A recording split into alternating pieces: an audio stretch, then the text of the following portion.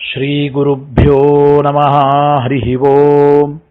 ಸತ್ಯಧರ್ಮಾಬ್ಧಿಸಂಭೂತಃ ಚಿಂತಾಮಣಿ ವಿಜೃಂಭಿತಃ ಸತ್ಯಸಂಕಲ್ಪಕಲ್ಪದ್ರುಃ ಕಲ್ಪಯೇತ್ ಕಾಮಧುಕ್ ಮಮ.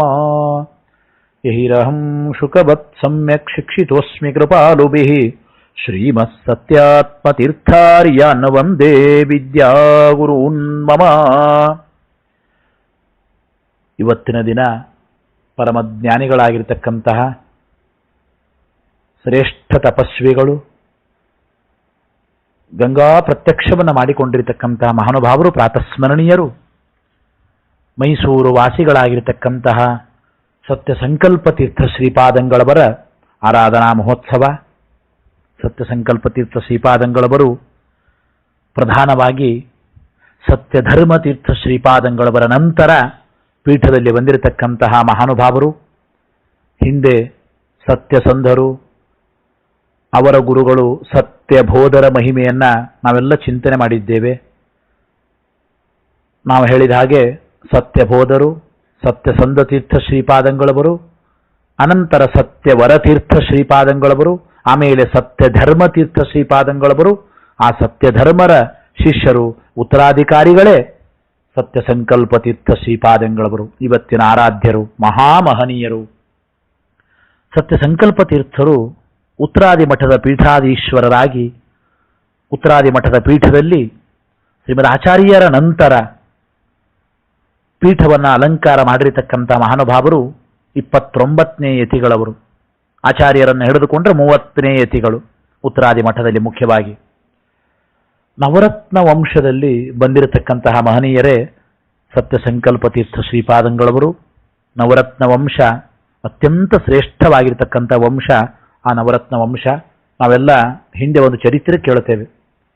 ನವರತ್ನ ವಂಶದಲ್ಲಿ ಅಂದರೆ ಈ ಸತ್ಯ ಸಂಕಲ್ಪ ತೀರ್ಥ ಶ್ರೀಪಾದಂಗಳವರ ಪೂರ್ವಾಶ್ರಮದ ತಂದೆಗಳು ಮುದ್ಗಲಾಚಾರ್ಯರು ಅಂತ ಇದ್ದಾರೆ.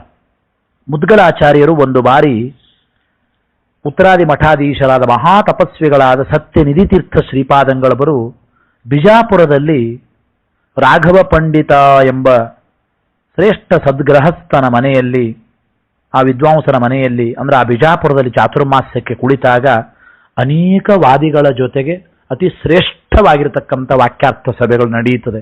ಆಗ ಈ ನವರತ್ನ ಮುದ್ಗಲಾಚಾರ್ಯರು ತಮ್ಮ ಮಕ್ಕಳು, ತಾವು ಮತ್ತು ಸೋದರಳಿಯಂದಿರು ಎಲ್ಲರನ್ನ ಕರೆದುಕೊಂಡು ಹೋಗಿ ಅಲ್ಲಿ ವಾಕ್ಯಾರ್ಥ ಮಾಡಿ ವಿಶಿಷ್ಟ ಶೈಲಿಯಲ್ಲಿ ಈ ಮುದ್ಗಲಾಚಾರ್ಯರ ಸಾರಥ್ಯದಲ್ಲಿ ಈ 9 ಜನ ಮಹನೀಯರು ಮಧ್ವ ಮತವನ್ನ ಸ್ಥಾಪನೆ ಮಾಡಿದ್ದಕ್ಕೆ ಆ ಸತ್ಯನಿಧಿ ತೀರ್ಥ ಶ್ರೀಪಾದಂಗಳವರ ಅಧ್ಯಕ್ಷತೆಯಲ್ಲಿ ವಿಶಿಷ್ಟ ರೀತಿಯಿಂದ ಒಳ್ಳೆ ಪ್ರಮಾಣ ಪುರಸ್ಸರವಾಗಿ ಆಚಾರ್ಯ ಮಧ್ವರ ಶಾಸ್ತ್ರ ಇದು ಅತ್ಯಂತ ಅಕಾಟ್ಯವಾಗಿರತಕ್ಕಂಥ ಯುಕ್ತಿಗಳಿಂದ ಕೂಡಿದ್ದು, ಅದನ್ನು ಸಮರ್ಥನೆ ಮಾಡಿದ ಮಹನೀಯರು ವಾಕ್ಯಾರ್ಥದಲ್ಲಿ ದಿಗ್ವಿಜಯಶಾಲಿಗಳಾಗಿದ್ದಕ್ಕೆ ಸತ್ಯನಿಧಿ ತೀರ್ಥ ಶ್ರೀಪಾದಂಗಳವರು ಇವರ ಮನೆತನಕ್ಕೆ, ಅಂದರೆ ಈ ಮುದ್ಗಲಾಚಾರ್ಯರಿಗೆ ನೀವೆಲ್ಲರೂ ಸೇರಿ ನವರತ್ನಗಳಿದ್ದ ಹಾಗೆ ಇದ್ದೀರಿ, ನೀವು ನವರತ್ನಗಳು ಎಂಬ ನಾಮಧೇಯವನ್ನು ಸತ್ಯನಿಧಿ ತೀರ್ಥ ಶ್ರೀಪಾದಂಗಳವರು ಕೊಟ್ಟಿರತಕ್ಕಂಥ ಬಿರುದಿದು. ಅಂದರೆ ಈ ಸತ್ಯ ಸಂಕಲ್ಪ ತೀರ್ಥರ ಪೂರ್ವಾಶ್ರಮದ ತಂದೆಗಳು ನವರತ್ನ ಮುದ್ಗಲಾಚಾರ್ಯರು ಅಂತ ಮಹಾನುಭಾವರು. ಅವರ ಮಕ್ಕಳೇ ಸುಮಾರು ಹಿಂದೆ ಹೇಳಿದ ಹಾಗೆ ವಿಶೇಷವಾಗಿ ಅಂದರೆ ನವರತ್ನ ಮನೆತನದಲ್ಲಿ ಈ 5-6 ಜನ ಗಂಡಸು ಮಕ್ಕಳು, ವಿಶೇಷವಾಗಿ ಆಮೇಲೆ ಸೋದರಳಿಯಂದಿರು ಎಲ್ಲರೂ ಬಂದಿದ್ದಾರೆ. ಅದರಲ್ಲಿ ಇವರೂ ಕೂಡ ಒಬ್ಬರು ನವರತ್ನ ಶ್ರೀನಿವಾಸಾಚಾರ್ಯರು ಅಂತ ಇವತ್ತಿನ ಆರಾಧ್ಯರು. ಸತ್ಯ ಸಂಕಲ್ಪ ತೀರ್ಥ ಶ್ರೀಪಾದಂಗಳವರ ಪೂರ್ವಾಶ್ರಮದ ನಾಮಧೇಯ ನವರತ್ನ ಶ್ರೀನಿವಾಸಾಚಾರ್ಯರು ಅಂತ ಹೇಳಿ. ವಿಶೇಷ ಅಂತಂದ್ರೆ ಉತ್ತರಾದಿ ಮಠದ ಸತ್ಯಬೋಧ ತೀರ್ಥರ ನಂತರದಲ್ಲಿ ಬರತಕ್ಕಂಥ 4 ಜನ ಮಹನೀಯರೇನಿದ್ದಾರೆ, ಈ 4 ಜನ ಮಹನೀಯರು ಶಾಸ್ತ್ರಾಧ್ಯಯನ ಮಾಡಿರತಕ್ಕಂಥದ್ದು ಅದು ಸತ್ಯಬೋಧ ತೀರ್ಥ ಶ್ರೀಪಾದಂಗಳವರ ಸನ್ನಿಧಾನದಲ್ಲೇನೆ. ಸತ್ಯಸಂಧ ತೀರ್ಥರು, ಸತ್ಯವರ ತೀರ್ಥರು, ಸತ್ಯಧರ್ಮ ತೀರ್ಥರು, ಇವತ್ತಿನ ಆರಾಧ್ಯರು ಸತ್ಯ ಸಂಕಲ್ಪ ತೀರ್ಥರು. ಈ ರೀತಿ 4 ಜನ ಮಹನೀಯರು ಆ ಸತ್ಯಬೋಧ ತೀರ್ಥ ಶ್ರೀಪಾದಂಗಳವರಲ್ಲೇನೆ ವಿಶೇಷವಾದ ಶಾಸ್ತ್ರ ಗ್ರಂಥಗಳನ್ನು ಅಧ್ಯಯನ ಮಾಡಿರತಕ್ಕಂಥ ಮಹನೀಯರು 4 ಜನ. ಯಾವ ರೀತಿ ಆಚಾರ್ಯರ ಜೀವನದಲ್ಲಿ ನಾವು ಚರಿತ್ರೆಯನ್ನು ಕೇಳುತ್ತೇವೆ. ಆಚಾರ್ಯರ ನಂತರ ಆಚಾರ್ಯರಲ್ಲಿ ಅಧ್ಯಯನ ಮಾಡಿದ 4 ಜನ ಮಹನೀಯರು ಪದ್ಮನಾಭ ತೀರ್ಥರು, ನರಹರಿ ತೀರ್ಥರು, ಮಾಧವ ತೀರ್ಥರು, ಅಕ್ಷೋಭ್ಯ ತೀರ್ಥರು ಹೇಗೆ ಕ್ರಮವಾಗಿ ಪೀಠವನ್ನು ಅಲಂಕರಿಸಿದ್ದಾರೆ, ಆ ರೀತಿ ಈ ಸತ್ಯಬೋಧ ತೀರ್ಥ ಶ್ರೀಪಾದಂಗಳವರ ಈ 4 ಜನ ಶಿಷ್ಯರು ಕೂಡ ಆ ಸತ್ಯಬೋಧರ ಅನುಗ್ರಹ ಅವರ ಆದೇಶದಂತೆ 4 ಜನ ಕ್ರಮವಾಗಿ ಪೀಠದಲ್ಲಿ ಬಂದಿರತಕ್ಕಂಥ ಮಹಾನುಭಾವರು ಸತ್ಯಸಂಧ ತೀರ್ಥರು, ಸತ್ಯವರ ತೀರ್ಥರು, ಸತ್ಯಧರ್ಮ ತೀರ್ಥರು, ಸತ್ಯ ಸಂಕಲ್ಪ ತೀರ್ಥರು, ಹೀಗೆ ಬಂದಿರತಕ್ಕಂಥ ಮಹಾನುಭಾವರು. ಸುಮಾರು ಸತ್ಯ ಸಂಕಲ್ಪ ತೀರ್ಥರು ಸತ್ಯಧರ್ಮ ತೀರ್ಥರ ನಂತರ ಪೀಠದಲ್ಲಿ ಸುಮಾರು 11 ವರ್ಷಗಳ ಕಾಲ ಅವರು ವಿರಾಜಮಾನರಾಗಿರ್ತಕ್ಕಂಥ ಮಹಾನುಭಾವರು. ಅಂದರೆ 11 ವರ್ಷಗಳ ಕಾಲ ಸುಮಾರು 28/5/1752 ಇಸ್ವಿಯಿಂದ ಸುಮಾರು ವಿಕೃತಿನಾಮ ಸಂವತ್ಸರ ಅಂತ ಕರೀತಾರೆ. ಅಲ್ಲಿಂದ 15/4/1763 ಇಸ್ವಿವರೆಗೂ ಪ್ಲವನಾಮ ಸಂವತ್ಸರದವರೆಗೂ ಆ ಸತ್ಯ ಸಂಕಲ್ಪ ತೀರ್ಥರ ಕಾಲ ಅಂತ ಹೇಳೋದುಂಟು ವಿಶೇಷವಾಗಿ. ಇದರ ಜೊತೆಗೆ ಸತ್ಯ ಸಂಕಲ್ಪ ತೀರ್ಥರ ನಂತರ ಅವರ ಶಿಷ್ಯರಾಗಿ ಪೀಠಾಧಿಪತ್ಯವನ್ನು ವಹಿಸಿಕೊಂಡಿರತಕ್ಕಂಥ ಮಹಾನುಭಾವರು ಅವರ ಪೂರ್ವಾಶ್ರಮದ ತಮ್ಮಂದಿರೇ ಆಗಿರತಕ್ಕಂತಹ, ಅವರೂ ಕೂಡ ಮೈಸೂರಿನಲ್ಲಿ ಗುರುಗಳ ಪಕ್ಕದಲ್ಲೇನೆ ಬೃಂದಾವನಸ್ಥರಾಗಿರ್ತಕ್ಕಂಥ ಮಹನೀಯರು ಸತ್ಯ ಸಂತುಷ್ಟ ತೀರ್ಥ ಶ್ರೀಪಾದಂಗಳವರು ಅಂತ. ಸತ್ಯ ಸಂಕಲ್ಪರ ತಮ್ಮಂದಿರುವಂತೆ ಅವರು ನವರತ್ನ ಮನೆತನದವರಂತೆ ವಿಶೇಷವಾಗಿ ಹೇಳೋದುಂಟು. ಆ ನಿಟ್ಟಿನಲ್ಲಿ ಗುಳಿ ಬಾಳಾಚಾರ್ಯರು ಅಂತ ಪ್ರಸಿದ್ಧಿ. ಅಂದರೆ ಈ ಅಣ್ಣ ತಮ್ಮಂದಿರ ಒಂದು ದಿವ್ಯವಾದ ಪಾಂಡಿತ್ಯ ಹೇಗಿತ್ತು ಅಂತ ಹೇಳ್ತಾರೆ. ಸತ್ಯ ಸಂಕಲ್ಪ ತೀರ್ಥರು ಮಹನೀಯರು ಅದ್ಭುತವಾಗಿರ್ತಕ್ಕಂಥ ವಿದ್ವಾಂಸರು, ಗ್ರಂಥಕರ್ತೃಗಳು, ಅನೇಕ ಶಿಷ್ಯರನ್ನು ನಿರ್ಮಾಣ ಮಾಡಿದ್ದಾರೆ. ಅವರ ತಪಸ್ಸಾಮರ್ಥ್ಯದಿಂದ ಬೇಕಾದಷ್ಟು ಅದ್ಭುತವಾದ ಮಹಿಮೆ ಉಳ್ಳ ಮಹಾನುಭಾವರು ಸತ್ಯ ಸಂಕಲ್ಪ ತೀರ್ಥ ಶ್ರೀಪಾದಂಗಳವರು.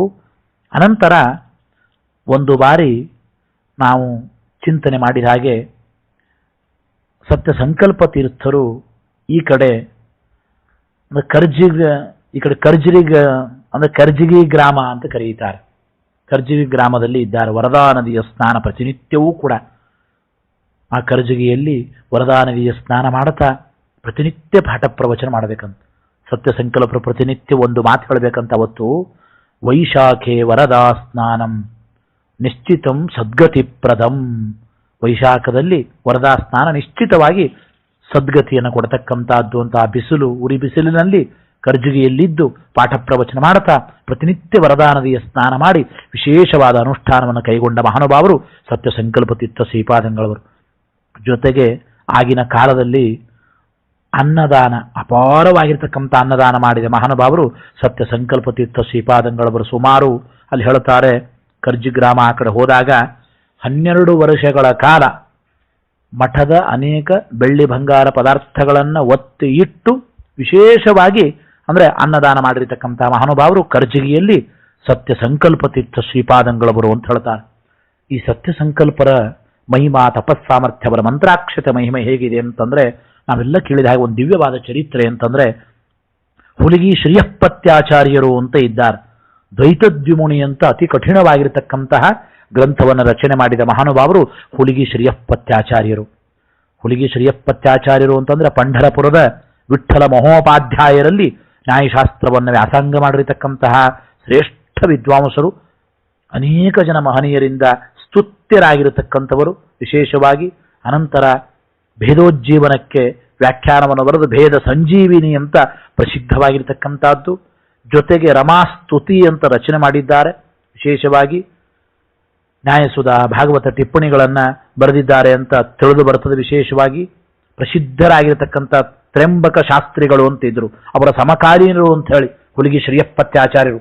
ಆ ಹುಲಿಗಿ ಶ್ರೀಯಪ್ಪತ್ಯಾಚಾರ್ಯರು ಮಹಾನುಭಾವರು ದ್ವೈತದ್ವಿಮುನಿ, ಆ ಅತಿ ಕಠಿಣವಾದ ಕಬ್ಬಿಣದ ಕಡಲೆಯಂತೆ ಇರತಕ್ಕಂತಹ ದ್ವೈತದ್ವಿಮುನಿ ಎಂಬ ಗ್ರಂಥವನ್ನ ರಚನೆ ಮಾಡಿದ ಮಹಾನುಭಾವರು. ಅವರು ಕೊನೆಗೆ ಒಂದು ಮಾತು ಹೇಳುತ್ತಾರೆ, ಈ ದ್ವೈತದ್ವಿಮುನಿ ಎಂಬ ದಿವ್ಯವಾದ ಗ್ರಂಥ ಹೇಗೆ ಪೂರ್ಣವಾಯಿತು, ನಾನು ಹೇಗೆ ರಚನೆ ಮಾಡಿದ್ದೇನೆ, ಯಾವ ಸಾಮರ್ಥ್ಯ ನನಗೆ, ಯಾರ ಪ್ರಚೋದನೆ ಗೊತ್ತಾ? ಅವರು ಹೇಳ್ತಾರೆ, ಯನ್ ಮಂತ್ರಾಕ್ಷತ ಮಾಹಾತ್ಮ್ಯಾತ್ ಗ್ರಂಥೋಯಂ ಪೂರ್ಣತಾಂಗತಃ. ಯಾವ ಮಹಾನುಭಾವರ ಮಂತ್ರಾಕ್ಷತೆಯ ಮಹಾತ್ಮ್ಯದಿಂದ ನನ್ನ ಈ ದ್ವೈತದ್ವಿಮುನಿ ಗ್ರಂಥ ಎಂಬುದು ಪೂರ್ಣವಾಗಿದೆ ಗೊತ್ತಾ? ಸತ್ಯ ಸಂಕಲ್ಪ ತೀರ್ಥರ ಮಂತ್ರಾಕ್ಷತೆಯ ಮಹಾತ್ಮ್ಯ ಅಂತ ಹೇಳ್ತಾರೆ ಅವರು. ತಾನು ಬಂದೆ ಸತ್ಯ ಸಂಕಲ್ಪಾನ್ ಅನ್ವರ್ಥಾಭಿದಯಾಯುತಾನ್ ಅಂತ ಕರೀತಾರೆ. ಸತ್ಯ ಸಂಕಲ್ಪರು ಎಂಬ ಹೆಸರು ಅತ್ಯಂತ ಇವರಿಗೆ ಅನ್ವರ್ಥಕ. ಅವರ ಒಂದು ಅನುಗ್ರಹಪೂರ್ವಕವಾದ ಮಂತ್ರಾಕ್ಷತೆಯ ಮಹಾತ್ಮ್ಯದಿಂದ ನನ್ನ ಗ್ರಂಥ ಪೂರ್ಣವಾಗಿದೆ ಅಂತ ಹೇಳಿಕೊಳ್ಬೇಕಾದ್ರೆ ಎಂತಹ ಮಹನೀಯರು. ಅವರ ಮಂತ್ರಾಕ್ಷತೆಯ ಮಹಿಮೆ ಹೀಗಿರಬೇಕಾದ್ರೆ ಇನ್ನು ಸತ್ಯ ಸಂಕಲ್ಪರ ಮಹಿಮೆ, ಅವರ ತಪಸ್ಸಾಮರ್ಥ್ಯ ಎಂತಹದ್ದು. ನಾವು ವಿಶೇಷವಾಗಿ ವಿಚಾರ ಮಾಡಬೇಕು. ಇವರ ಕಾಲದಲ್ಲಿ ವಿಶೇಷವಾಗಿ ಶ್ರೀಮಠ ಅತ್ಯಂತ ಉನ್ನತ ಸ್ಥಾನಕ್ಕೆ ವಿಶಿಷ್ಟವಾಗಿರ್ತಕ್ಕಂಥ ಕೀರ್ತಿಯನ್ನು ಪಡೆದಿರತಕ್ಕಂಥದ್ದು ಎಲ್ಲ ದೃಷ್ಟಿಯಿಂದಲೂ ಕೂಡ ಅಂತ ಸ್ಪಷ್ಟಪಡಿಸ್ತಾ ಇದ್ದಾರೆ. ಮೈಸೂರು ಮಹಾರಾಜರು ಕೂಡ ಇವರಿಗೆ ವಿಶೇಷವಾಗಿ ಆದರ ಗೌರವ ಸತ್ಕಾರಗಳನ್ನು ಮಾಡಿರತಕ್ಕಂಥವರು. ಸತ್ಯಧರ್ಮತೀರ್ಥ ಶ್ರೀಪಾದಂಗಳವರು ಆ ಶ್ರೀರಂಗಪಟ್ಟಣದ ಪ್ರಾಂತದಲ್ಲಿದ್ದಾಗ ದೇಹಾಲಸ್ಯವಾದಾಗ ಈ ನವರತ್ನ ಶ್ರೀನಿವಾಸಾಚಾರ್ಯರಿಗೆ ಆಶ್ರಮ ಕೊಟ್ಟು ಸತ್ಯ ಸಂಕಲ್ಪ ತೀರ್ಥರು ಅಂತ ನಾಮಕರಣ ಮಾಡಿದಾಗ ಮೈಸೂರು ಮಹಾರಾಜರು ಬಂದು ಯತಿದ್ವಯರ ದರ್ಶನ ಮಾಡಿ ಆಶೀರ್ವಾದವನ್ನು ಪಡೆದುಕೊಂಡಿದ್ದಾರೆ ಅಂತ ಹೇಳ್ತಾರೆ. ಮುಂದೆ ಸತ್ಯ ಸಂಕಲ್ಪ ತೀರ್ಥರು ಕೂಡ ಮೈಸೂರು ಮಹಾನಗರಕ್ಕೆ ಬಂದು ಅಲ್ಲಿ ಅರಮನೆಯಲ್ಲಿ ಮೂಲರಾಮಚಂದ್ರ ದೇವರ ಪೂಜೆಯನ್ನು ಮಾಡಿ ಸಾಕಷ್ಟು ವಾಕ್ಯಾರ್ಥಗಳಾಗುತ್ತದೆ, ಅನೇಕ ವಿದ್ವಾಂಸರ ಸಭೆಗಳಾಗುತ್ತದಲ್ಲಿ. ಆ ಮೈಸೂರಿನಲ್ಲಿ ಮಠ ನಿರ್ಮಾಣವಾಗುತ್ತಾ ಇರುತ್ತದೆ. ಆ ಸಂದರ್ಭದಲ್ಲಿ ಬ್ರಹ್ಮಾಂಡ ವಿಷ್ಣುಪಾದಾಚಾರ್ಯರು ಅಂತ ಅವರ ಮನೆಯಲ್ಲೇನೆ ಸತ್ಯ ಸಂಕಲ್ಪ ತೀರ್ಥರಿಗೆ ಇರೋದಕ್ಕೆ ಎಲ್ಲ ವ್ಯವಸ್ಥೆ ಮಾಡಿರ್ತಾರೆ. ವಿಶೇಷವಾಗಿ ಅಲ್ಲಿ ಶ್ರೀಮನ್ ನ್ಯಾಯಸುಧಾ ಮಂಗಳವನ್ನು ಅತ್ಯಂತ ವಿಜೃಂಭಣೆಯಿಂದ ಮಾಡುತ್ತಾರೆ. ಸಾವಿರಾರು ಬ್ರಾಹ್ಮಣ ಸುಹಾಸಿನಿಯರಿಗೆ ಅನ್ನದಾನವನ್ನು ಮಾಡುತ್ತಾರೆ. ಪಂಡಿತರಿಗೆ ವಿಶೇಷವಾದ ದಕ್ಷಿಣೆ ವಸ್ತ್ರದಾನವನ್ನು ಮಾಡಿದ ಮಹಾನುಭಾವರು ಸತ್ಯ ಸಂಕಲ್ಪ ತೀರ್ಥ ಶ್ರೀಪಾದಂಗಳವರು. ಈ ಸತ್ಯ ಸಂಕಲ್ಪರ ಪಾಂಡಿತ್ಯ, ತಪಸ್ಸು, ವೈಭವ, ಇವರ ಶಾಪಾನುಗ್ರಹ ಸಾಮರ್ಥ್ಯವನ್ನು ನೋಡಿ ಮೈಸೂರು ಮಹಾರಾಜರು ಸತ್ಯ ಸಂಕಲ್ಪರಿಗೆ ನವರತ್ನ ಅಭಿಷೇಕ ಮಾಡಬೇಕು ಅಂತ ಒಂದು ನಿರ್ಣಯವನ್ನು ಮಾಡುತ್ತಾರೆ.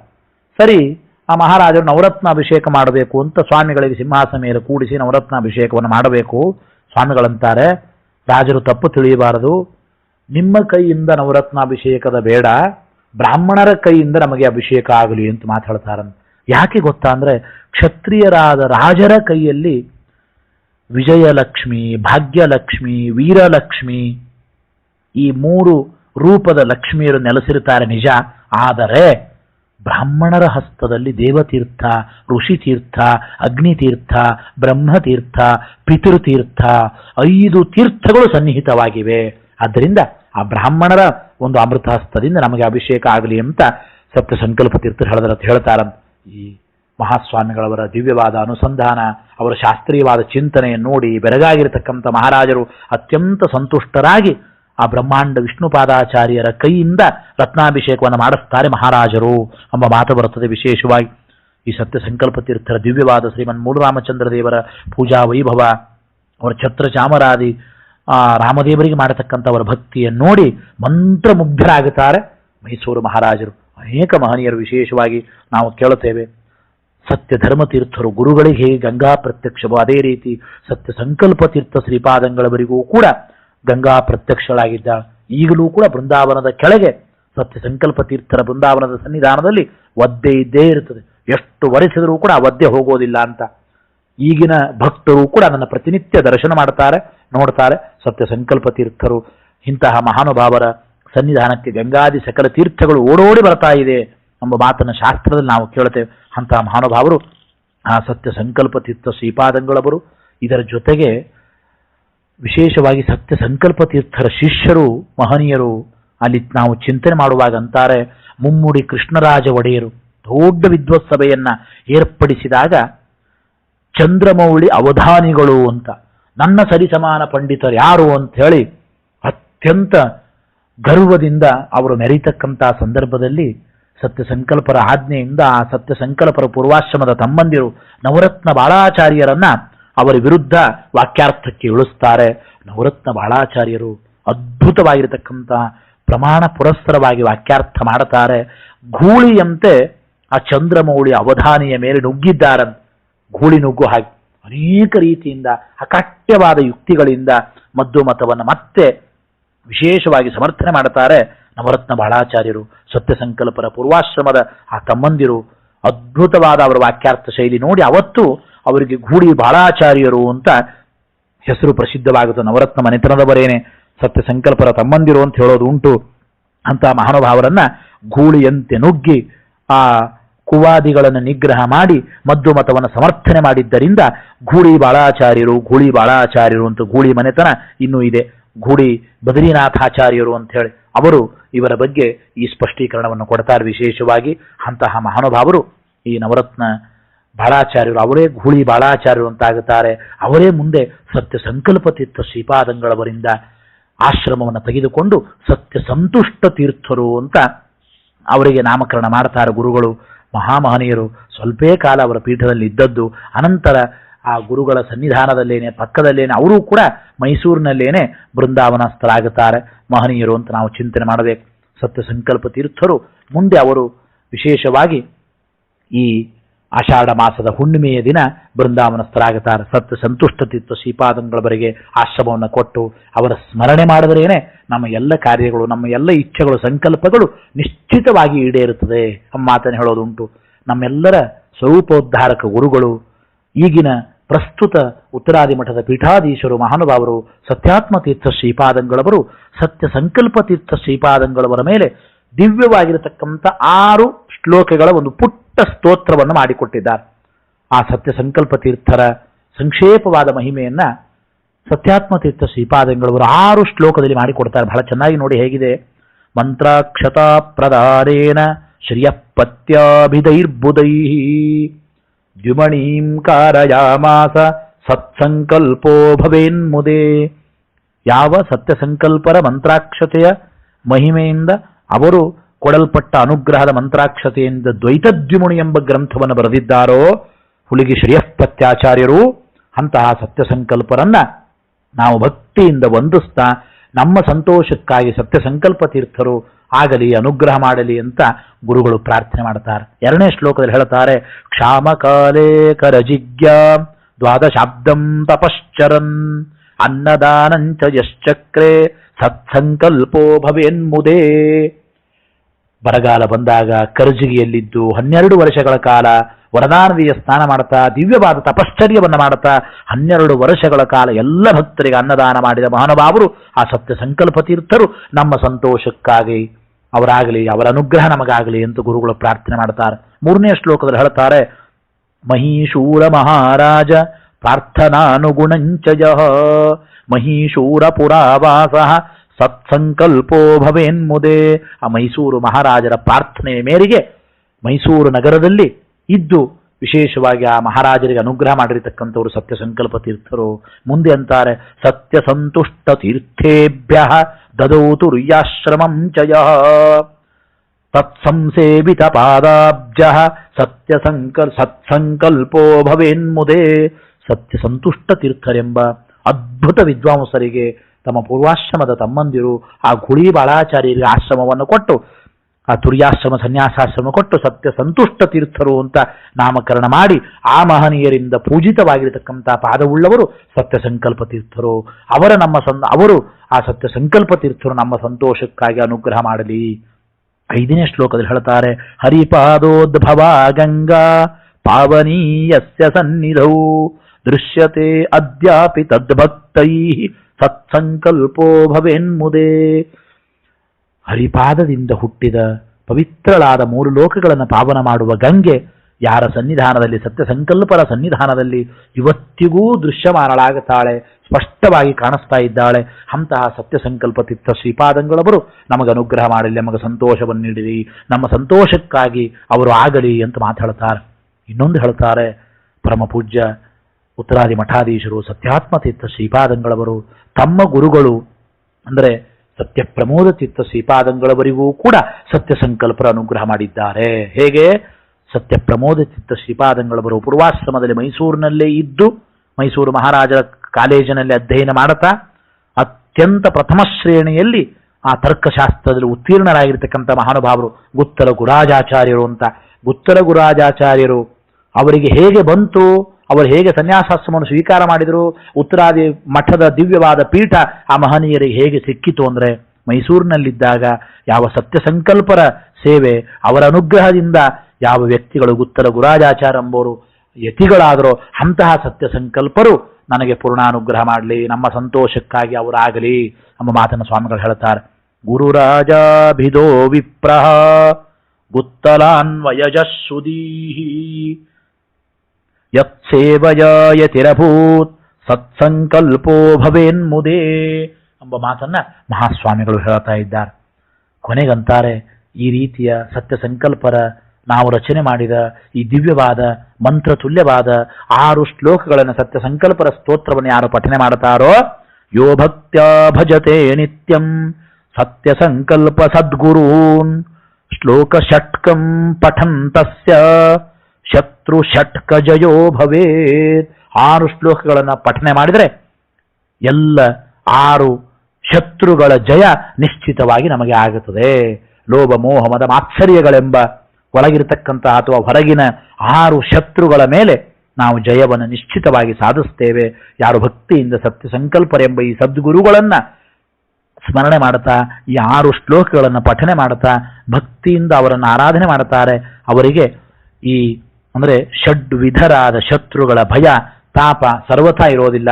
ಆದ್ದರಿಂದ ಅರಿಷಡ್ವೈರಿಗಳ ನಿಗ್ರಹ ನಿಶ್ಚಿತವಾಗಿ ಆಗುತ್ತದೆಂಬ ಮಾತನ್ನ ಪರಮ ಪೂಜ್ಯ ಉತ್ತರಾದಿ ಮಠಾಧೀಶರು ಸತ್ಯಾತ್ಮಚಿತ್ತ ಶ್ರೀಪಾದಂಗಳವರು ನಮಗಾಗಿ ಮಾಡಿಕೊಟ್ಟಿರತಕ್ಕಂಥ ದಿವ್ಯವಾದ ಸತ್ಯ ಸಂಕಲ್ಪರ ಒಂದು ಸ್ತೋತ್ರ ಇತಿ ಶ್ರೀಮತ್ ಸತ್ಯಾತ್ಮತೀರ್ಥ ವಿರಚಿತಂ ಸತ್ಯ ಸಂಕಲ್ಪತೀರ್ಥ ಸ್ತೋತ್ರಂ ಸಂಪೂರ್ಣಂ ಶ್ರೀಕೃಷ್ಣಾರ್ಪಣಮಸ್ತು ಅಂತ ಹೇಳೋದುಂಟು. ಅಂತಹ ಮಹನೀಯರು ಸತ್ಯ ಸಂಕಲ್ಪತೀರ್ಥ ಶ್ರೀಪಾದಂಗಳವರು ಅವರ ಆರಾಧನಾ ನಿಮಿತ್ತಕವಾಗಿ ಕೆಲವು ತಿಳಿದ ಒಂದೆರಡು ವಿಚಾರವನ್ನು ಮಾತ್ರ ಹೇಳಲಿಕ್ಕೆ ಪ್ರಯತ್ನ ಮಾಡಿದ್ದು. ಆ ಸತ್ಯ ಸಂಕಲ್ಪರ ಬಗ್ಗೆ ವಿಶೇಷವಾಗಿ ಅನೇಕ ಕಡೆ ಅವರ ವಿಚಾರ ಬರತಕ್ಕಂಥದ್ದು. ನವರತ್ನ ಮನೆತನದವರು ವಿಶೇಷವಾಗಿ ನವರತ್ನ ವಂಶಜ ರತ್ನಮಾಲಿಕಾ ಅಂತ ಬರೆಯುತ್ತಾರೆ. ಗುರುಚಂದ್ರ ಕಲೋದಯ, ಕೆಲವು ಕಡೆ ಸತ್ಕಥಾ ಎಂಬ ಗ್ರಂಥದಲ್ಲಿಯೂ ಕೂಡ ಕೆಲವು ವಿಷಯಗಳು ಉಂಟು. ಅನೇಕ ಗ್ರಂಥಗಳಲ್ಲಿ ಇರತಕ್ಕಂಥ ವಿಷಯವನ್ನು ಸಂಕ್ಷೇಪವಾಗಿ ಸಂಗ್ರಹ ಮಾಡಿ ಒಂದೆರಡು ಮಾತುಗಳಲ್ಲಿ ಆ ಗುರುಗಳ ಸ್ಮರಣೆಯನ್ನ ಮಾಡೋದಕ್ಕೆ ಪ್ರಯತ್ನ ಮಾಡಿದ್ದಷ್ಟೇನೆ ಅಂತ ಹೇಳ್ತಾ, ಸಾಕಷ್ಟು ದೋಷಗಳಿದೆ, ಆ ದೋಷಗಳೆಲ್ಲ ನನ್ನದು, ಏನೇ ಕಿಂಚಿತ್ ಗುಣಗಳಿದ್ದರೂ ನಮ್ಮ ಸ್ವರೂಪೋದ್ಧಾರಕ ಗುರುಗಳು ಪರಮ ಪೂಜ್ಯ ಸತ್ಯಾತ್ಮತೀರ್ಥ ಶ್ರೀಪಾದಂಗಳವರ ಪಾದಾರವಿಂದಕ್ಕೆ ಈ ಗುರುಗಳ ಒಂದೆರಡು ಮಾತನ್ನ ವಾಕ್ಕುಸುಮಗಳನ್ನ ಅವರ ಪಾದಾರವಿಂದಕ್ಕೆ ಸಮರ್ಪಣೆ ಮಾಡ್ತಾ ಶ್ರೀಕೃಷ್ಣಾರ್ಪಣಮಸ್ತು. ಸತ್ಯಧರ್ಮಾಬ್ಧಿ ಸಂಭೂತ ಚಿಂತಾಮಣಿ ವಿಜೃಂಭಿತ ಸತ್ಯ ಸಂಕಲ್ಪ ಕಲ್ಪದ್ರುಃ ಕಲ್ಪಯೇತ್ ಕಾಮಧುಕ್ ಮಮ. ಶ್ರೀಕೃಷ್ಣಾರ್ಪಣಮಸ್ತು.